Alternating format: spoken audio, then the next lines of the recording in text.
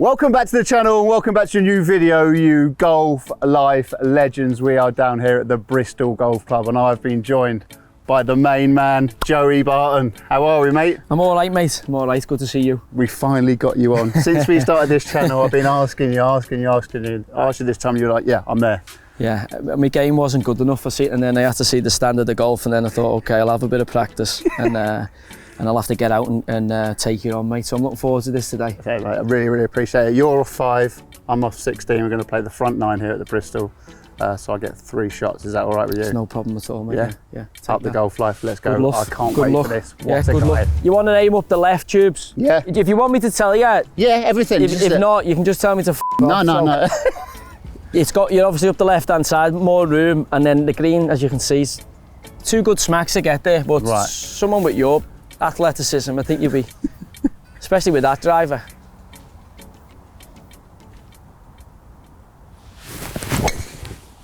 Oh, it's definitely up the left.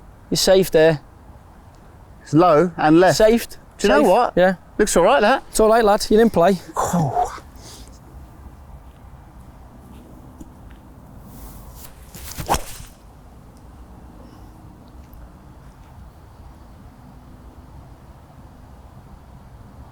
She's tight.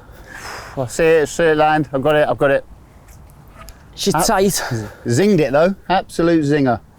You got 319 into the, so 319 into. Right.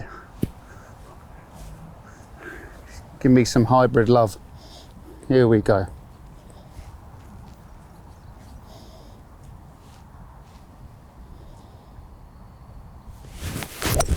Good smack, lad. There we go. Yeah, good shot. That's all right. Yeah, you're all right there. Come on, starting okay here, boys and girls. Come on. How are you going to approach this? I'm just going to smack it as hard as I can, mate. All right. So you're just getting smacked over there. I can't get to the green, so back in play. You can overthink this sport. God, I tell you what, you've given that an have to go in that absolute bunker, smack. That's all right. What a shot, mate. What a shot. Right, I've gone. You can see the red stakes. Yeah. 6 iron. Come on.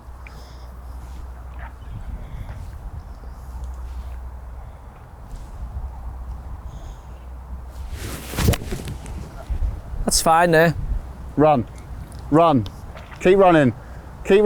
Keep going. Oh, it's a bit short, Joe. Take that, mate. But I'm taking it. It's going straight. Take that. Okay.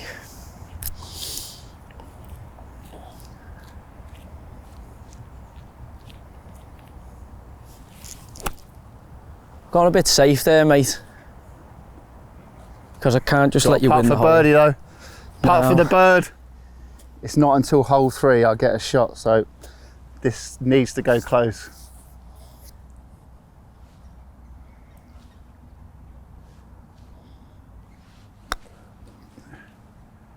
Come on. That's a good shot, mate. Come on. That's a good shot. Oh, I've given myself a chance. Come on, the golf.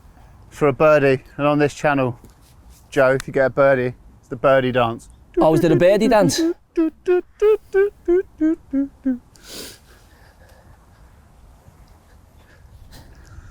Is it like them ones you're seeing? Is it what these girls doing? These ice creams and all that? Is that what you? What's that? All these people. Is it on? What are they on with? They're doing these. They pay for like an ice cream and they make all mad noises on like the. You're not seeing them? No.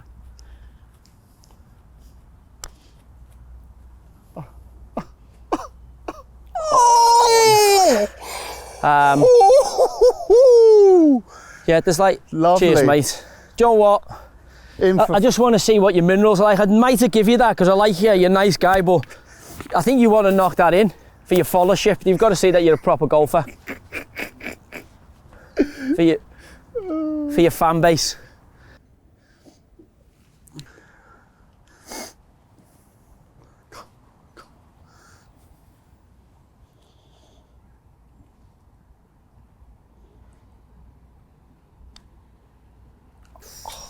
Take it, mate. That is not what the doctor ordered. Joey Barton, 1 up. What a... Joe, we were just talking about short putts. And like, the closer it gets to me, I'm good from distance, like that. But once it gets like closer and closer, my mind goes. You got a friend just like that, haven't you? Yeah, he was, I'd say, a scratch golfer. Very, like, he was like Seve out the trees, like he'd make every shape of shot you've ever imagined. But he got it ran in the family. We think it was genetically passed on because his dad and his uncles were all really tricky putters as well as they got older. You know, putting down the shaft, and every gadget and ailment that David Ledbetter or Dave Peltz brought out, they'd be buying it to improve his putting. But his phobia was the closer he got to the hole, the more difficult it become. So in the end, he's putting, he'd be like Zorro. but obviously then when you're playing, you know, we were playing for a $5 or a $10, it's like an obscene distance, you know, away. He's like, can I swear on this? Yeah. He was like, you absolute like, you know what I'm going through here. Yeah. So you be friendly the first 5 or 6 holes. You go, yeah, take that. And anyway, as the 5 started to get more and more competitive, it was like, no gimmies. No gimmies. Put it away. We said, guys, Mick, it's every ball in the hole. Like, that's the game of golf. Exactly. 136 into.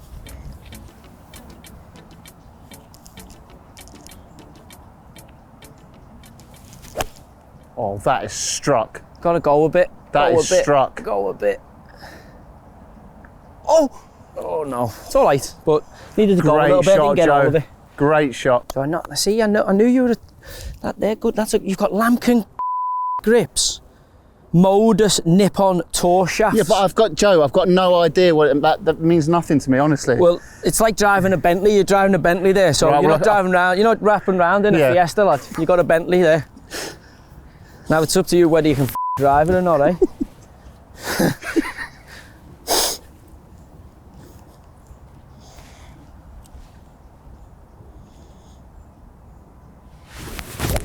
Oh, he's clipped one. Come on. You like that left side, lad, eh? Yes. That's the problem though, Joe. I'm hooking it. And that's what Bullard says to me, is the contact, keeping the club face open. I wrap round on it because of my grip. I've got to keep it more open. Well, grip's everything, innit? Like, I struggle with my grip. I have to really think about getting my left hand over. It's a bit alien to me. But, and that's not growing up with a silver spoon in your mouth and getting lessons, mate, unfortunately. Exactly doing that. Things, eh? Yeah, but I'm getting there. I just love the game. Pin eye, just gone left again. Right, this needs to go close. He's not too putting. He's a solid golfer, Mr. Barton.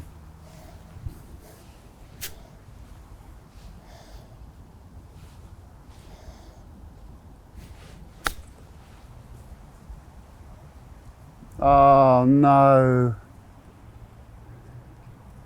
That's not good.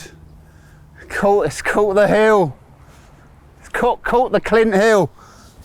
Right, this has got to go in, I think. Come on.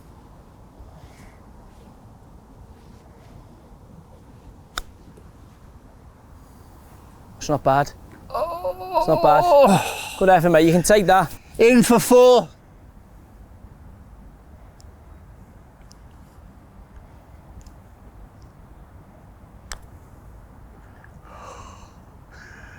There is another par.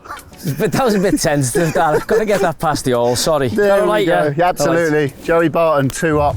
Obviously, you're manager of Bristol Rovers. How are you enjoying it? Yes, it's been a roller coaster. We took over the club at a bit of a tough time, which is what you normally do as a coach. You know, it's very rare you get a job that's on the up. They are out there, but they're not as frequent as the jobs where it's a bit of a mess.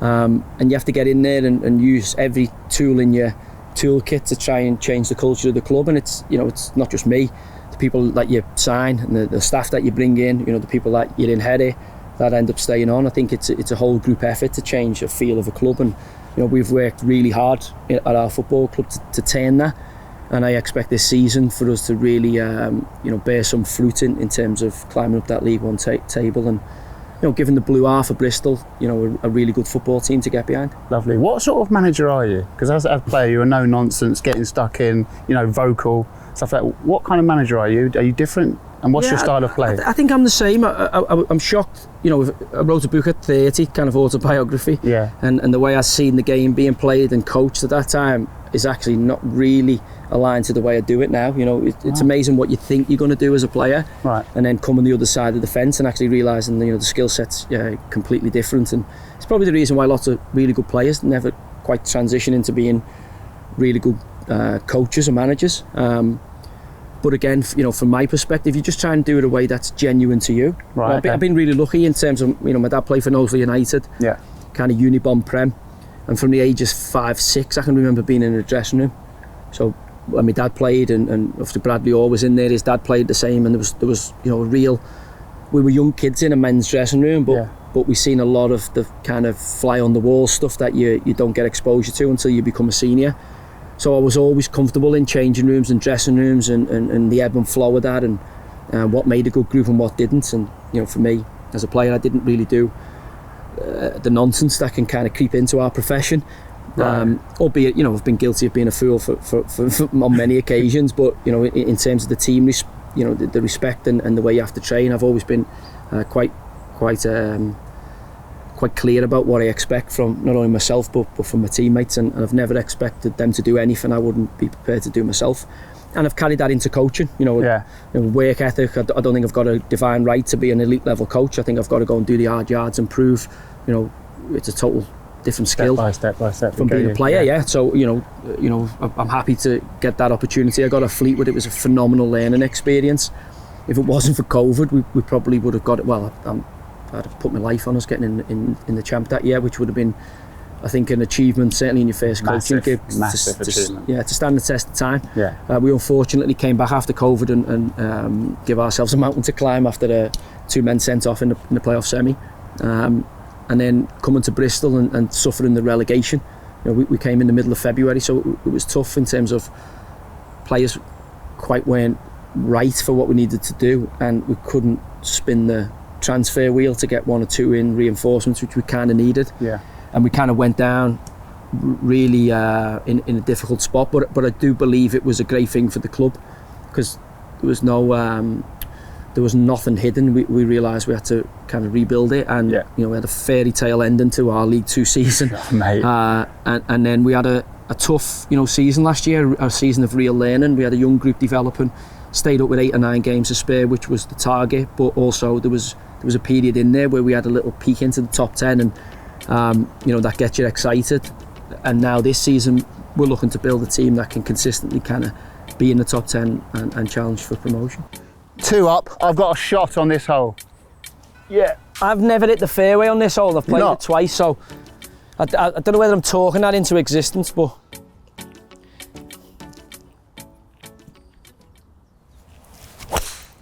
wow, that's a bit left. That's all right, but that's a strike. Well, that's massive, isn't it? Yeah, you can get onto that. That's the other fairway. It's actually all right. That's not massive. Right, I've got a shot hole. I'm 2 down. And this is going to be one hell of a video already. Come on.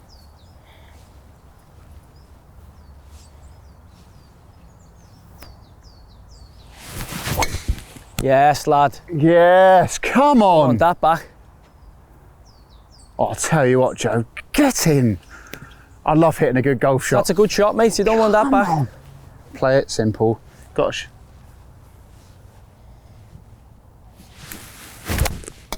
That will do. Just get it out. Yeah, using your shot there, lad. Do you know what I mean? I needed to, because that was in the way, and do you know what? Taking that. Come on. There's no problem there. Take the middle of the green from here.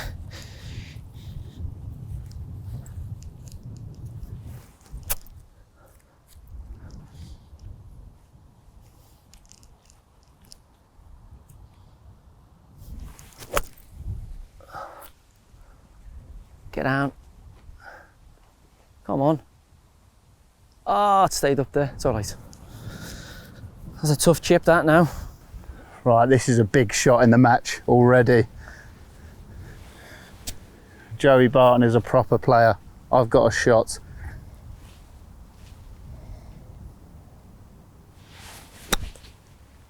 Get up. Little bounce. Bit of bounce. Take that. Do you know what? I'm taking that. Take that, it's all right. Putting, aren't you? Come on.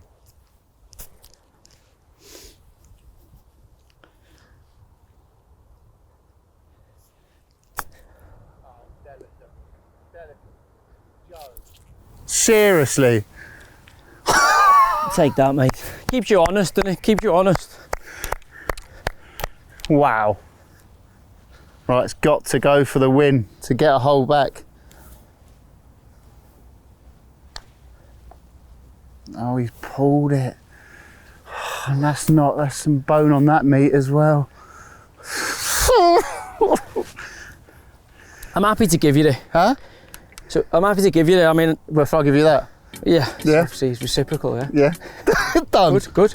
Done, mate. Done. Done. See, I wouldn't put you through that. I wouldn't put you through that. Joey's still 2 up. I wouldn't put you What through. a I'd take player. a half on there. I can already see you versus Bullard on the horizon. You're a manager now. Who's the best manager you worked under? Oh, it's tough. Honestly, it'd be so difficult for me to pick one out. I mean, I was fortunate. I think back and how much influenced, certainly in our city, we are by what Shankly did at Liverpool and just hearing his voice echo. And I always go back and listen to old managers speak, whether it's Brian Clough, because I just think we haven't invented anything. There's everything that's been done has been done before. If you'd observe it correctly, you know, there's some great teachers from the past in black and white videos or, you know, snippets of interviews that they've done.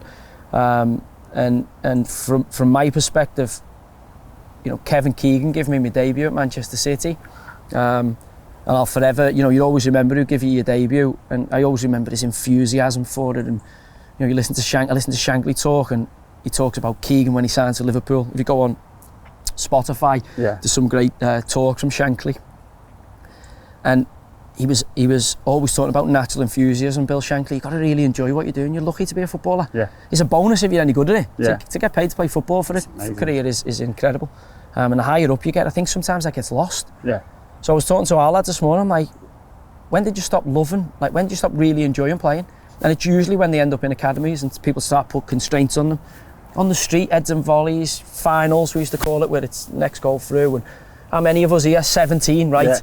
Right, we'll have to put you on that team because you've got one extra player because he's younger or he's not, like, you don't need much to have a game of footy. You need a ball and a couple of jumpers, and away a curb or a wall, and you can have 50 kids playing. Yeah. And there's something really, really good about football when it's done really well. I think it can be an incredible game. It can move the needle in terms of, from a cultural perspective, more than any sport I've ever seen in my life. But also when done incorrectly or when abused, I think it can be really, really detrimental to the message that we send. And I didn't want to be a role model because it was tough enough just surviving, getting off St John's Estate in Highton.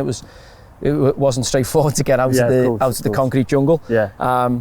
And then all of a sudden, you know, you make a few mistakes because you give a 20-year-old Scouser who's been prepared to survive in the concrete jungle a few million quid and expect them to behave. Did you find that so hard?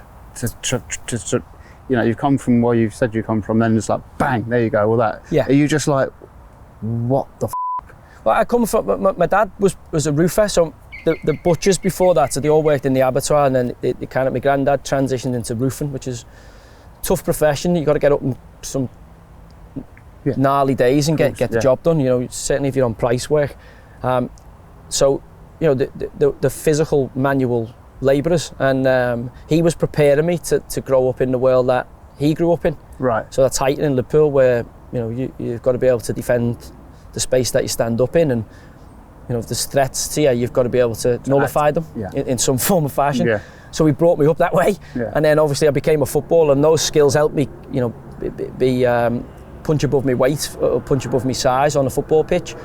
But then all of a sudden you're expected to turn them off, and you go, oh no, it's okay now, you've made it out of there. So can you turn them off now? I'm like, can't. It's so hardwired.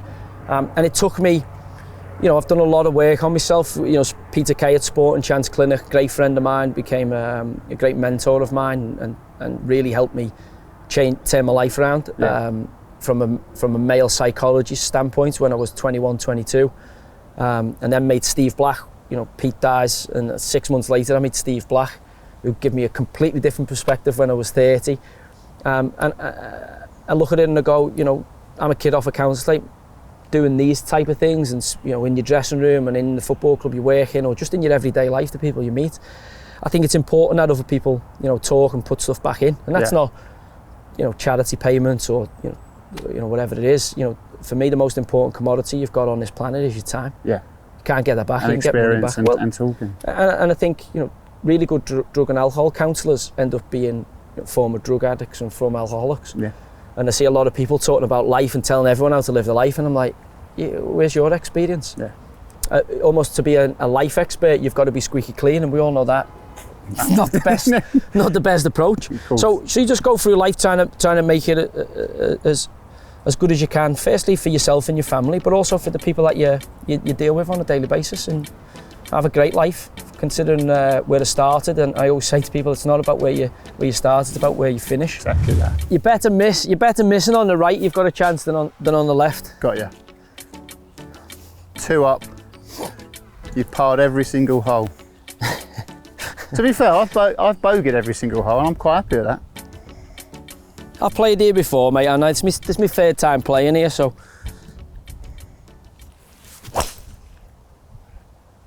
Stay there. Yeah, should be all right. That was the line, yeah? A little bit left of where you want to be, but it should be all right. 7 and 8 are my 2 remaining shot holes, so I need to get it to there.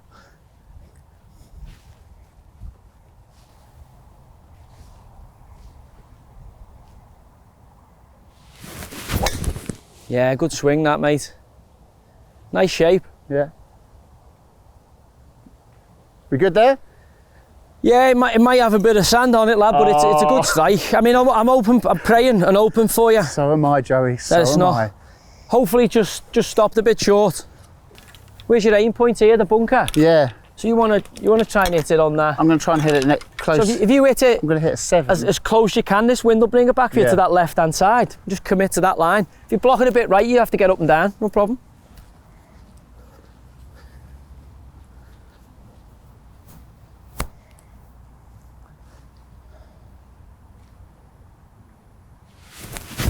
Oh. Do you know what? It's not the way it's shot, lad. You're all right there. Yeah. You are a little bit right hand weak, aren't you? You need to get your right hand on it a little bit. Yeah, round. I've got to bring it round. But there, I was just playing in my mind so much that I was going to hit that tree that I've just tried to absolutely wallop-a-doober it. Bit of a Tommy Fleetwood sawn off swing here, mate. Oh, that is different level. Oh, get on, you. Oh, I can't believe I got it that far again. You've absolutely smashed that.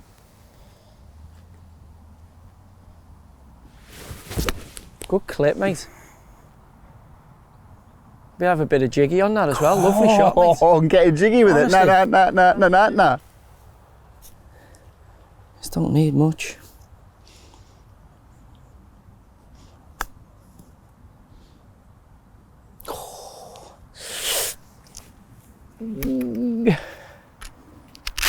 Take your glove off when putting. Helps.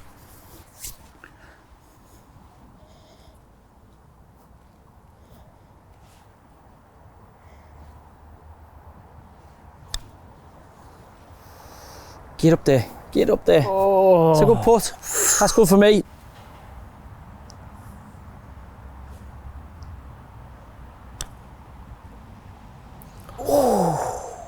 Oh, there's a bit of meat on that. Oh, I'm sorry. I'm sorry, Joe. No, I'll make you put that, don't worry. It's aggressive, isn't it? It's not like me, that. Usually a bit more calm. Oh, he rolled it in. Honourable half, mate, honourable half. Give me a bit of a neat singler there. None of us are perfect, none of us are superhuman. No. Some of us dress it up a bit better, or I did a bit better, or whatever you want to call it. But we're all vulnerable from time to time, and the sooner we go, do you know what, mate, I'm not feeling good today. Yeah. Actually, you know, the job's getting me down, I'm getting caned by the fans, you know, I'm injured, or whatever it is in our profession. You know, and I think the more you have the ability to talk about that, the easier you can make life journey. I realised this summer, weirdly, that I've made life a lot more difficult for myself because I've got this kind of imposter syndrome of coming off a council estate and fighting the world than what I needed to. I'm like, I've actually made life a lot harder than I needed to for 40 years. But at least you know now. At least you didn't carry on. Talking is so important. Hugely. Talking is so important. Like that's what I learned that as well. Yeah. With my drinking and stuff like that. I had it all aside, carried on. I was just killing myself and people around me. Yeah. As soon as I spoke and said I got a problem, it's... So when did you first start drinking? I was about 14. Okay, so you're early into it, yeah? Oh, yeah. Okay. And then, when did it get a grip of you? When did you finally admit you were powerless over it? Oh, powerless. 32, 33. Okay. Yeah. See, I think with footballers, because you have to live like you're on drug testing and all that from a young age, and then they get to 35, 36, 37, and they go, right, I can just switch off here. Yeah. And then to just get right after it, because I always felt I missed out on university. Yeah. I was like, I've missed out on a childhood here because I've been travelling around every academy since I've been like 7 or 8. And you don't even know whether you're going to make it. The amount of times I came close to not making it, or it's a knife edge call and you kind of got through. It's scary. And I was actually talented. Yeah. So I can't imagine, if you're scrapping away and then you don't get, the reward at the end of it, which is a career, how difficult that must be to transition back into kind of normality. Must be tough. If there is such a thing as kind of normality, but like normality. And then, as I say, for you to realise, like I did it when I went to Sport and Chance, they dressed it up as kind of anger management. They had a fight in Thailand. Yeah. Richie Dunn, an Everton fan, I think had slapped an Everton, and me and Richie Dunn had a bit of a Dagestani wrestling match, which I won, by the way. And he's 6'4", built like a brick house, and he's the honey monster. But I think there's me, Canelo, Mayweather, who are undefeated, isn't there? So Tyson Fury, maybe something else. Like that. Then after that, I get the phone call from John Wardle. I was getting this phone call, and I'd landed, and on they threw me via Thailand to Frankfurt, so the press couldn't get me because I'd had this well publicised fight, and I think there was a load of media in the bar, 2-3 in the morning. So Stuart Pearce wanted to put me in a Thai jail to teach me a lesson, which... Jesus Christ, really? Yeah, listen, there's many different ways of managing, isn't there? But that was his thought process at the time, which, hey, listen, it never happened, so, but that's what he openly said. They ended up deporting me to Frankfurt, and then into Manchester. I landed, slept off the jet lag, woke up, and I came out my room, and at the time I lived with my brother Andrew. He's come in about 6 in the morning, he's like, somebody's been killed on our estate. We're off St John's tonight and someone's been killed. So I've got, Andrew's a twin, I've got another brother, Michael, who was living with my mum on the council estate. My mum and dad split up at 14. And I'm phoning my brother because I'm like, he'll know what's gone on here. Yeah. And it's international ringtone. So I'm like, oh, good, but at least he's not in the country. Yeah. I'm thinking it could be him. They was up to no good. And rang him twice, doesn't answer. And about 10 minutes later, it rings back. I'm like, where are you? He's like, oh, I'm fishing in France. I'm like, oh, relieved. I'm like, good, because someone's been found dead in McGoldrick Park on St John's Estate here. Bear in mind, I've been deported from Thailand, I think on the Thursday or the Friday. Okay, that's no problem. Then I'm getting this guy ringing me, so I've spoken to my brother, he's in France. I'm getting this guy ringing me, saying he's Peter Kay, and at the time, Peter Kay was the biggest comedian. Yeah. So I'm like, lads, I'm thinking it's the lads bantering me. Complete wind up. These look at these. Hey, 91 caps for your country, you'll get that. You'll get your big ass on there, lads. That's Glenn Wheeler, isn't it? Yeah, Wheelo, yeah. Wow. Yeah. So we all get up here now, we've got a good little crew. Me and Wheelo were together in Man City's academy, he was like 16.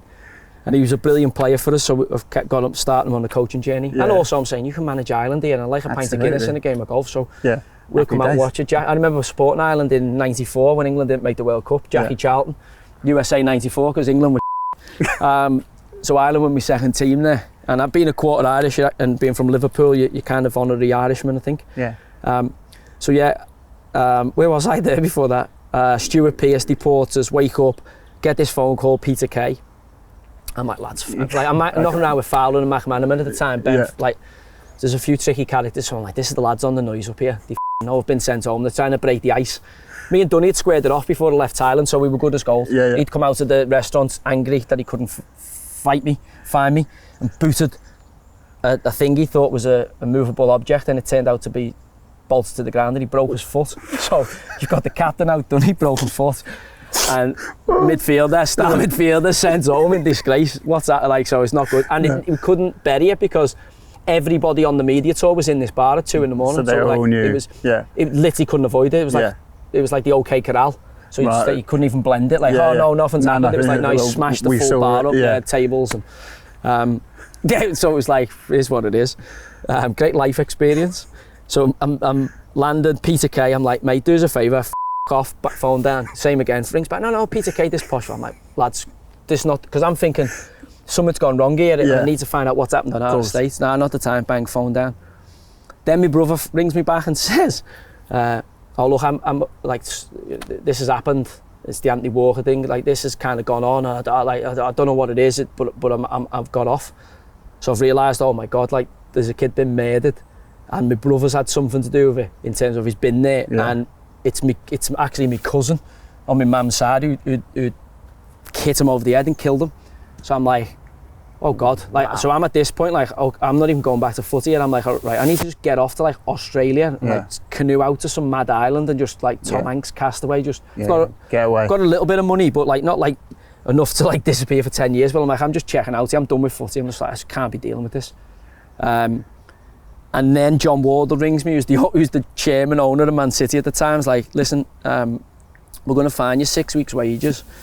If you go and speak to this guy at Sport and Chance Clinic and do a week, 10 days there, we'll only do you 2 weeks' wages. So I'm like, I need a bolt hole anyway. I'm thinking about running off to Australia or Fiji or somewhere. And this, well, I just need to get out this house here and get away from this situation, because they don't know this tsunami's going to blow over. Yeah. They still think I've got my own pace going on from Thailand. Yeah. But I'm seeing this tsunami approaching. So I get away and meet Peter Kay. I flew to Liphook from Manchester, or Southampton. And this 6'3", faffy-haired, tweed suit geezer walks in. I'm like, who's this neighbour here? Who's this fella? What's he going to teach me? I'm a council statement, but what the is he going to teach me? So I'm dead guarded, shut down. Get back to the clinic. Sport and Chance was at Champneys then at the time in Liphook. Great golf course there. Never played it, but looks great every time I've driven past it. And I just remember thinking, I'm only here to get the money back and get away from Liverpool. What's going on? So there was gamblers and alcoholics and sex addicts and all that in this clinic, and I just sat away from them. I'm not like them.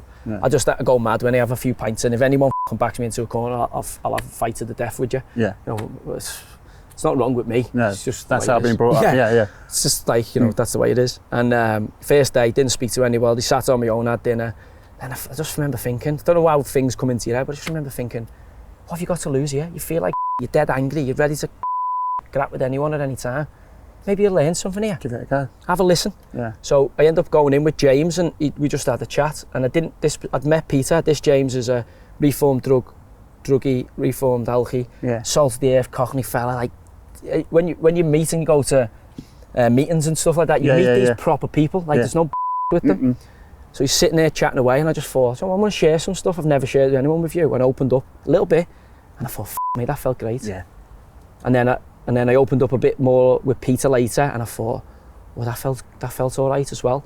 And then from that moment, you know, I didn't open up like a dam bursting or anything, but like incrementally. Little bits, and I have to work at it all the time. I'm still working at it today. Yeah. Still an ongoing journey. I thought I was an alcoholic at one time. I just realised I was just not processing emotion correctly. And again, it's something, you know, started the 12 steps thing. It was a big one for me to admit there was something bigger than me. I'm powerless, and you know, I really struggled with that for a while, because you know, you become a bit of a megalomaniac when you're on a hero's journey to be a footballer.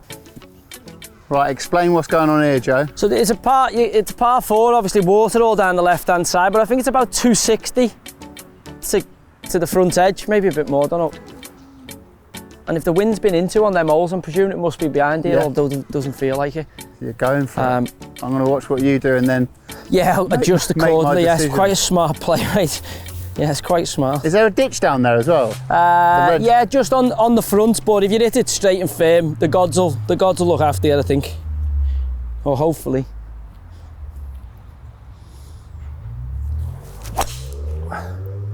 Oh, bastard. So there's a bit more space there, and you think, I think that might be bunker. Bunker. Right, come on.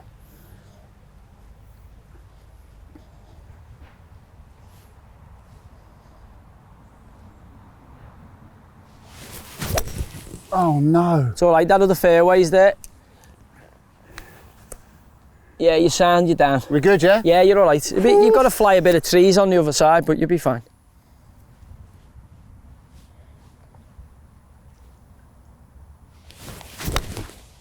Oh, bit thin. Oh, it's all right. Oh no. It's all right. It got what it deserved, lad. Bunker. Yeah, that was poor, wasn't it? It's all right though, isn't it? But you got what you deserved there. You can't expect that to be on the green.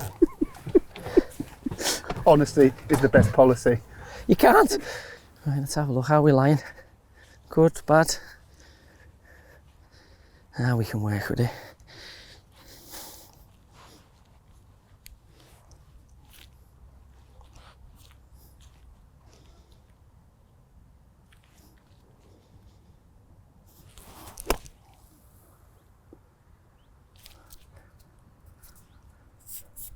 Take it. Take it. Thought I was going to get more than that. Look, it's still going.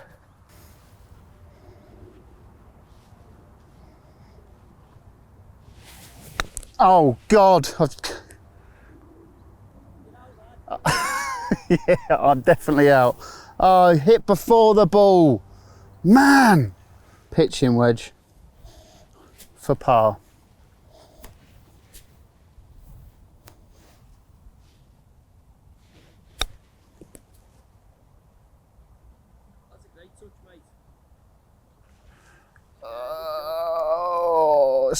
Stop, I've taken that. Come on, I'm doing all right. I'm just up against a much better golfer. Right, come on. Let's try and knock this in.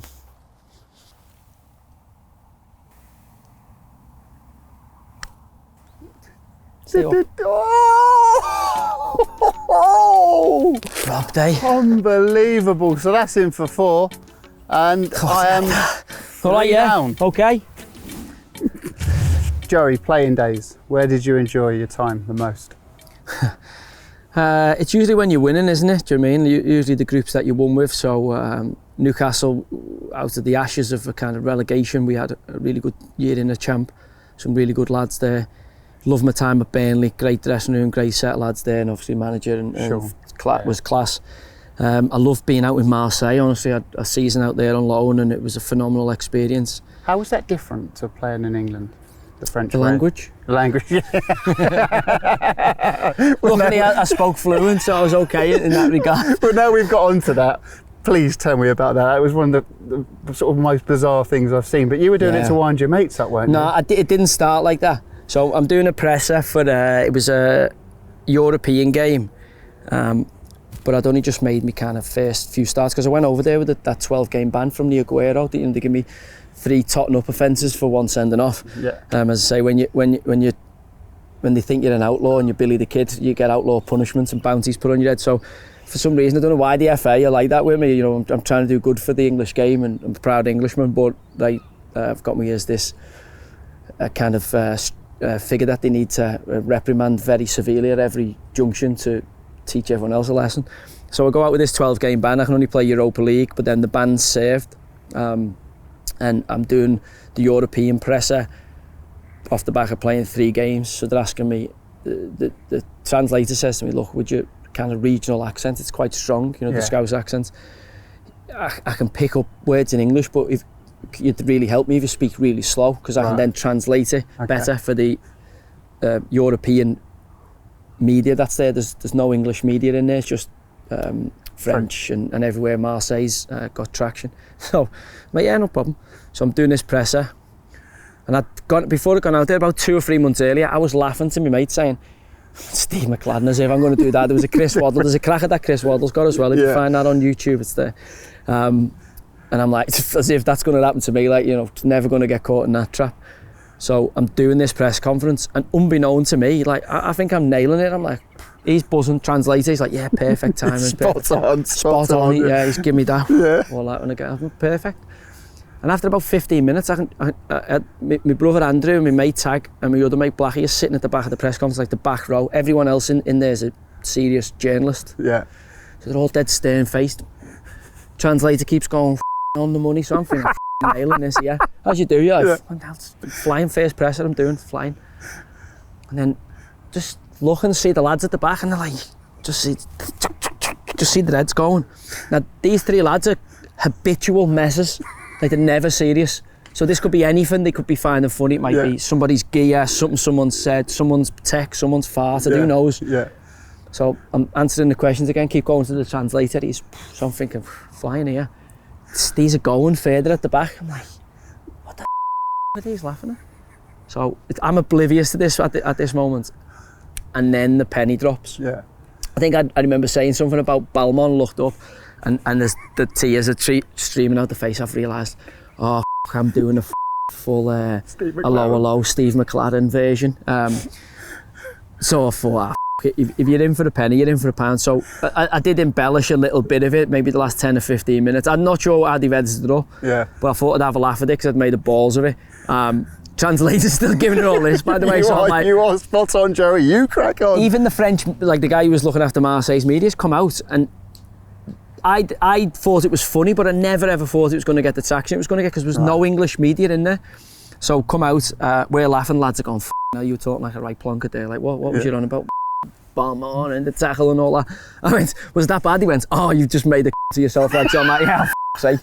They're like, we can't wait to see that back, like, to show the lads. Yeah.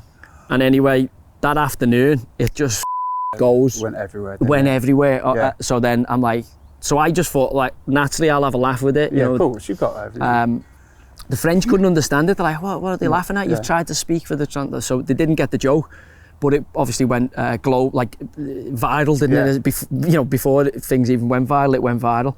And the funny thing about it was, Tubes, I come back to QPR after that year in Marseille. Obviously, then after, I'm owned by QPR, so my loan finishes. There's no deal to be struck. QPR being relegated, we finished in the Champions League, second place. I'm wanting to play in the Champions League, never played in it. I had a great rapport with the fans, great rapport with the owner, great rapport with the team and the manager. It's perfect for me. Living in the south of France, I'm playing a Videoban all the time. I'm like, amazing.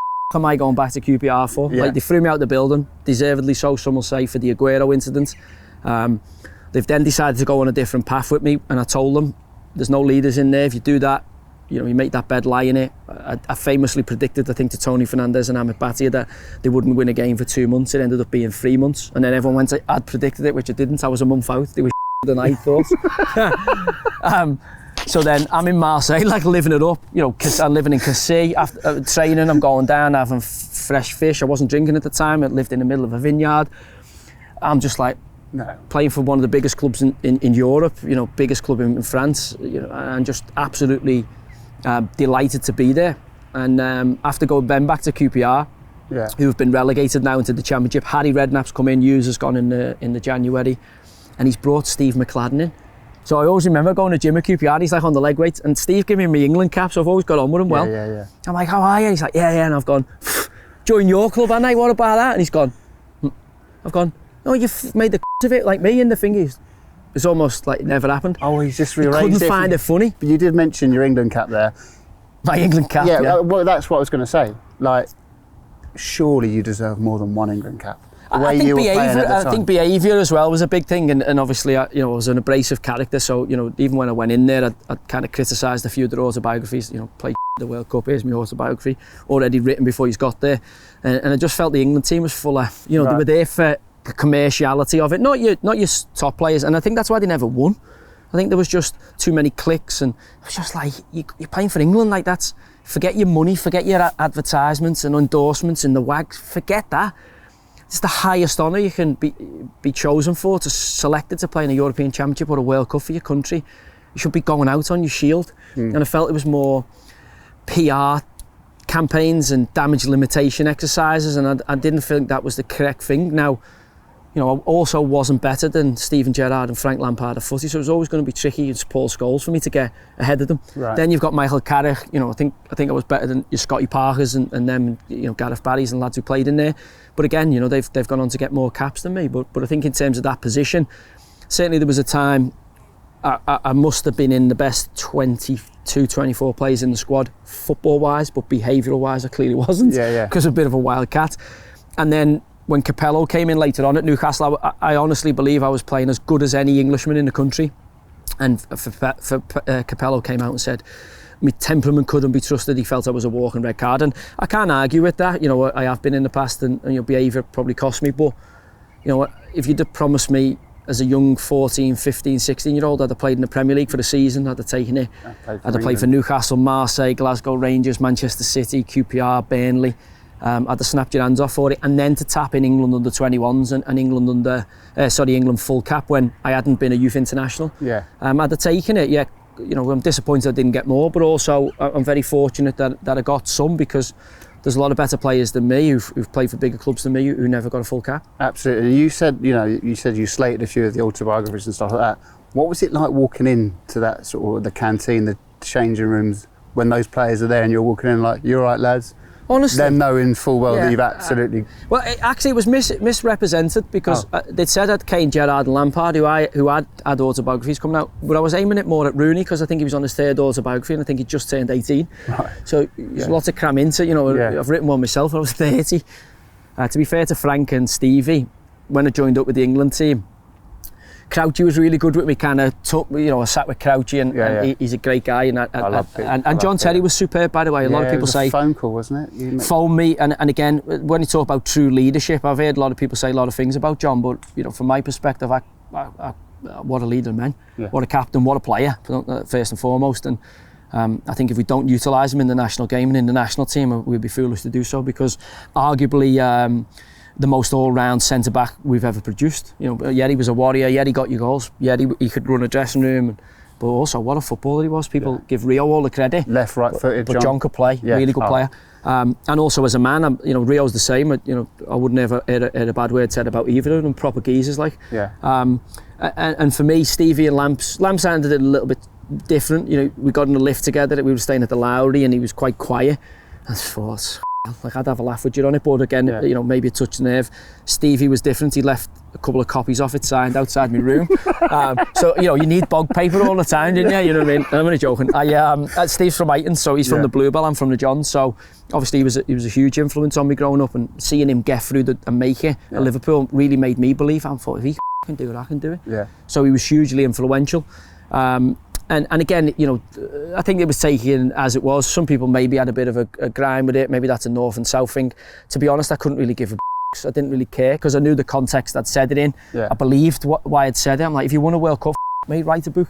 But like, we were abject in the tournament. Like, who wants to read that? Right.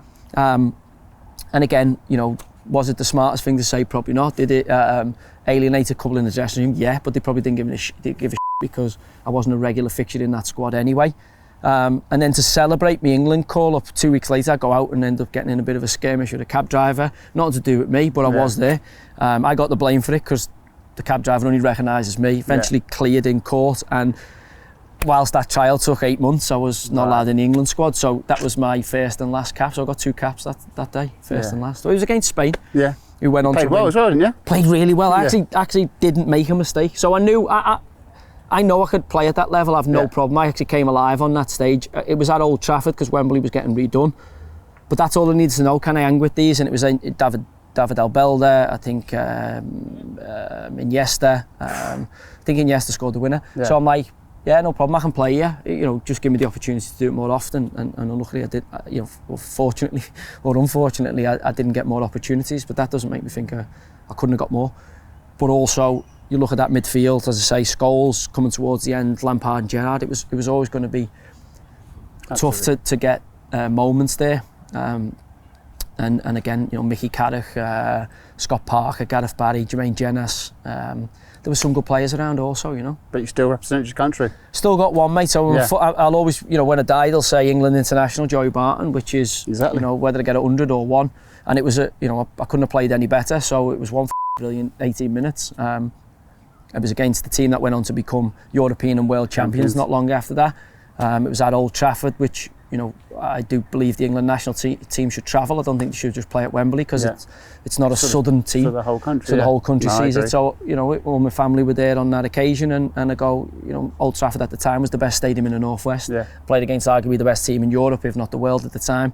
Represented my country, and no one can ever take that away from you. Respect. Nice one. All right. Right, Joe, if you win this hole, it's Romeo done. David. That wins a bit. Oh, she's got a chance. Stay there. Dancing. Pin eye. It's a bit safe, that, mate, you know. It's a bit safe, but I've got a crowd. Exactly what I need.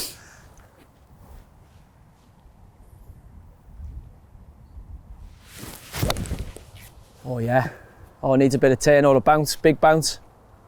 Oh, she gets one. Oh, yes! That could be really good if it comes off that slope. Come on. Come on. Come on. Good shot, mate. Yes! You don't want that I'm back. still in it. I'm still in this back. game. Come on. Right, here we go. Is it me or you? I think it's just me. All right, mate. Come on, knock it in. Very right to left this. Go on. Go on. It's a good putt.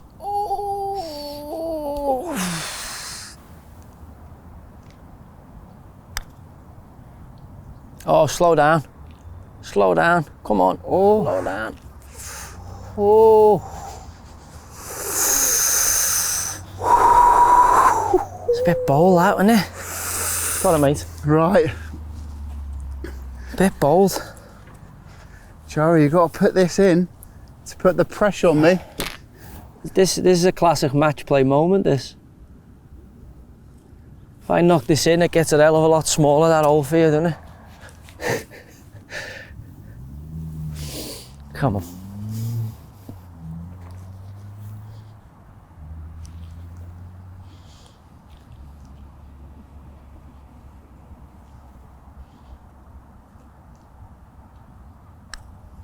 Nope. Is that all right, mate? Yeah? Yeah, it's all good. Come on, mate. Right. My hands are shaking. Come on.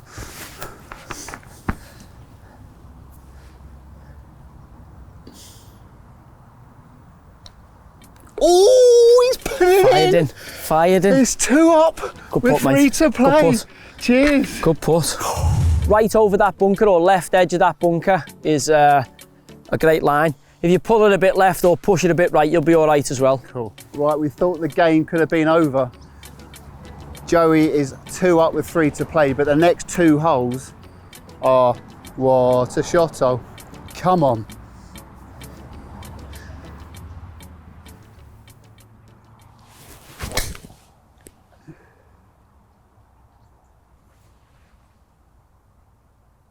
It's all right, you get it, there's no problem.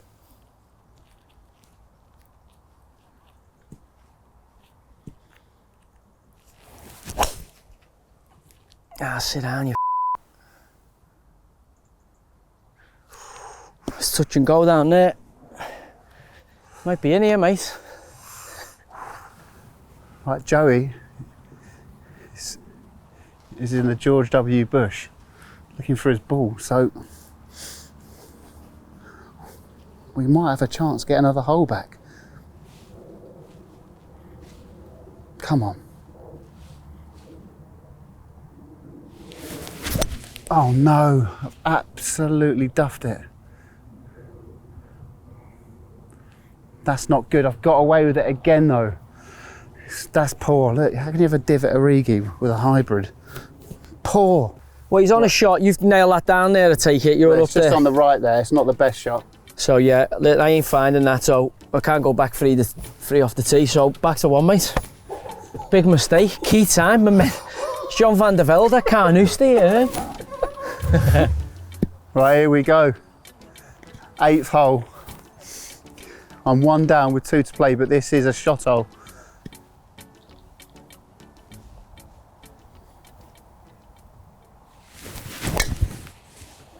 That's all right. That'll be all right. That's actually all right. That's, has it gone a bunker? No, over it. That's over it, it's fine. Come on! If that's gone over it, it's Come absolutely on. fine, lads. Yeah.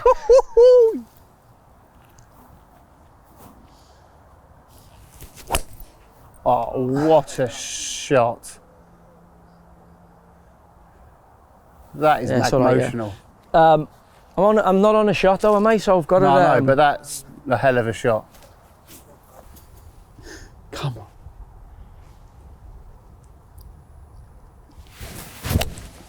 That's a good smack, no, it's lad. not. It's a all good right, swing. lad. It's sound. It's Yeah? fine. Yeah, fine. Oh, yes, So you're there, baby. you're there for no, Come one. on. We're lying the same. Come on. I'm in a footprint, as you can see. See ya? Bad etiquette, whatever Rake that your is. bunkers, people. Rake your bunkers. Grip down. Bit of a club more. Try and pick it clean, Pete. Anywhere on the green will do. Oh, connection galore. Just cut, it should be all right there. That's it, mate. Out the bunker, that is a ridiculously good shot. Wow, mate, that's a joke. Rake your bunkers. That's a joke. Joey Barton, what a guy. Yeah, it annoys me when people don't do it.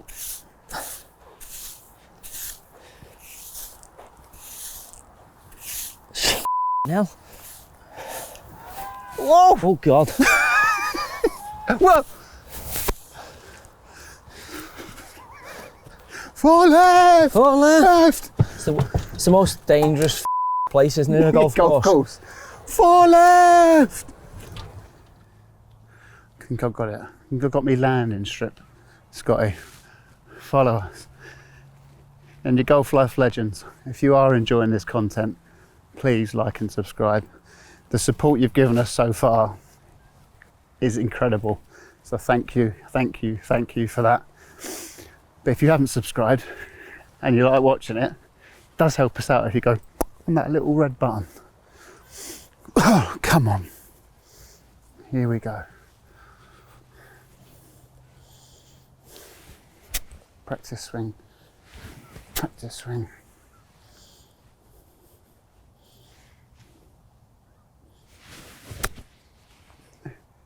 Up, up, up. Oh. Yes. I am really enjoying golf.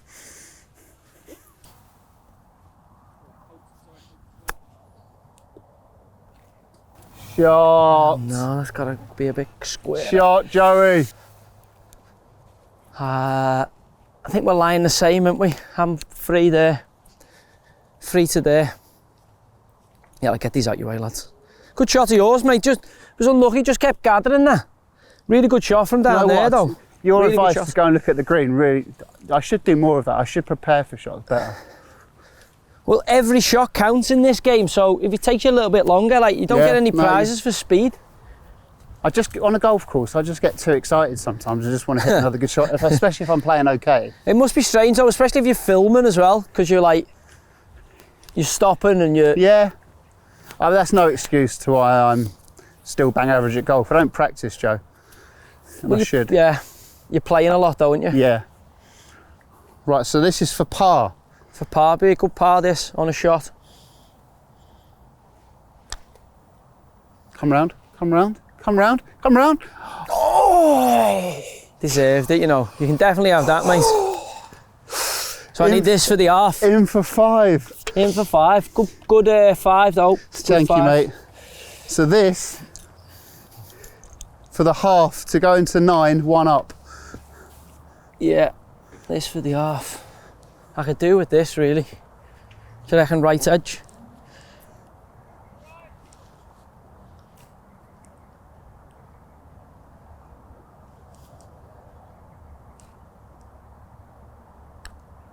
Oh. We're all square, mate. Take it away. I've seen such What has happened here? This is Istanbul, isn't it? did This is AC Milan, Istanbul. No, wait, I didn't have it. It's more breaking it than I thought. All square, mate. Joey, you're doing something really amazing for one of your players, Nick Anderson, who's unfortunately had to retire due to bone cancer. Tell us about it, mate.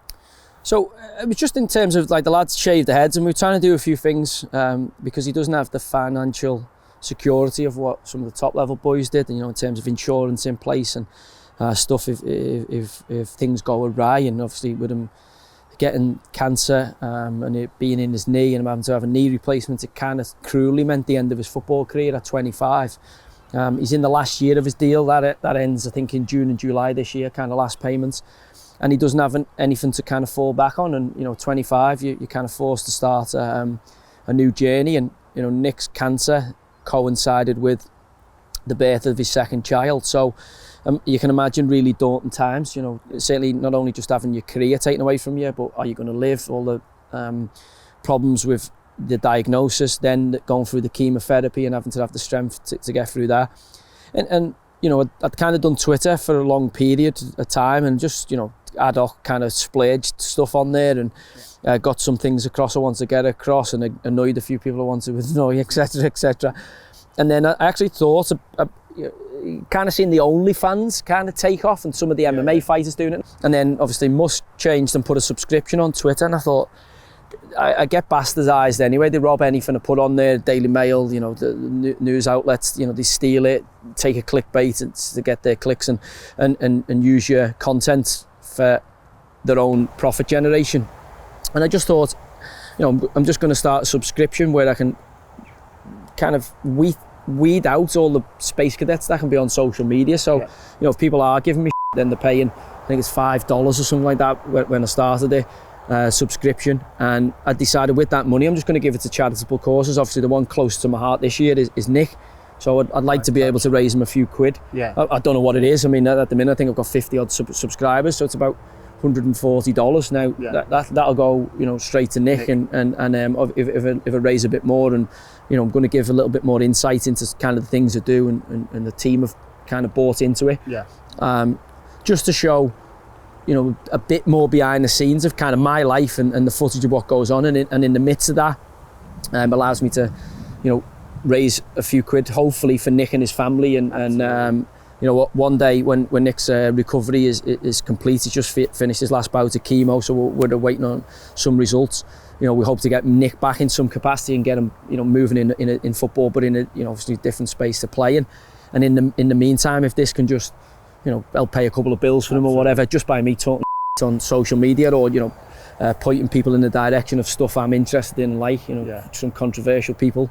But I think it's important, certainly in the world we live in today, to have a bit of perspective. And obviously when I'm not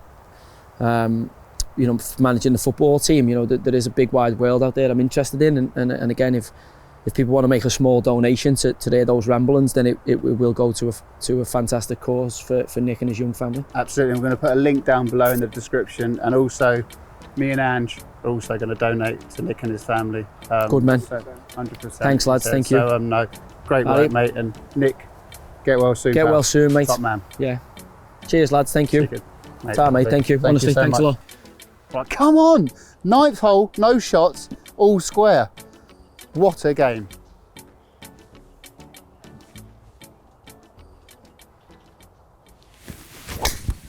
Oh yeah, lad. Take that. Yeah. On the short stuff.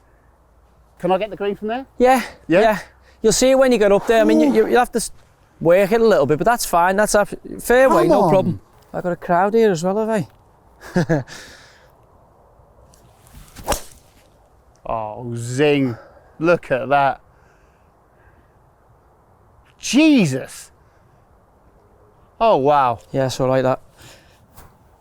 Okay, so you've outdriven me by about 200 yards. No, I don't know. I'll gun you when we get up there. Because I had the crowd in, you see, lads. Right. Joey's hit unbelievable drive. I thought mine was decent. Right, I've got 114. I've got gap wedge. This needs to be full gap wedge. This is massive.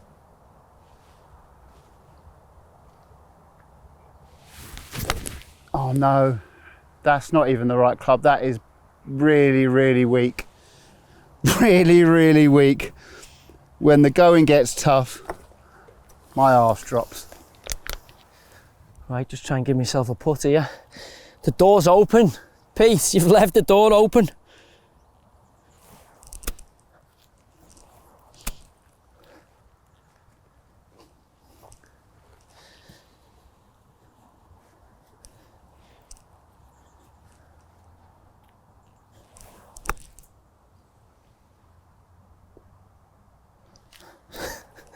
It's a bit safe. It's a bit safe, but she's on. Can't get to the 9th and make an absolute comeback. And then Bertie balls up. Come on, up and down. Up and down. Come on.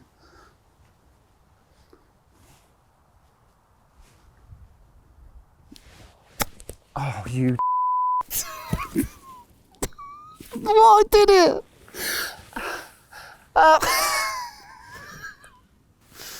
I've got no balls. Get a bigger set of balls. This is, flipping hell, golf. Right, this has got to go in. Come on, concentrate.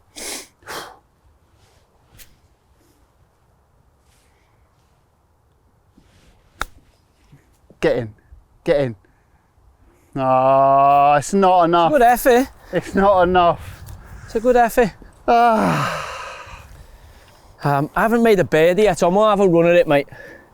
You're there for that for 5, that? Yeah, not enough. But I'm just buzzing. I got it to the 9th. Mate, honestly, because it could have been, or it was looking ominous for you from early, but showed enormous character getting it back. Come on. Oh, there it is. Joey Barton in for 4, takes the match. Thank you so much, mate. Honestly, thank you. Enjoyed that, mate. It's great to spend time with you. Thank you, mate. Great comeback as well, there. Mate, buzzing. Great match. Great bloke. I know. Love it, mate. Up the golf life. Please like, subscribe. Mate, once again. We'll have to have a rematch on 18 holer. 18 holer, but you've got to take on Bullard. Bullard as well, I want to see that. I want to see that.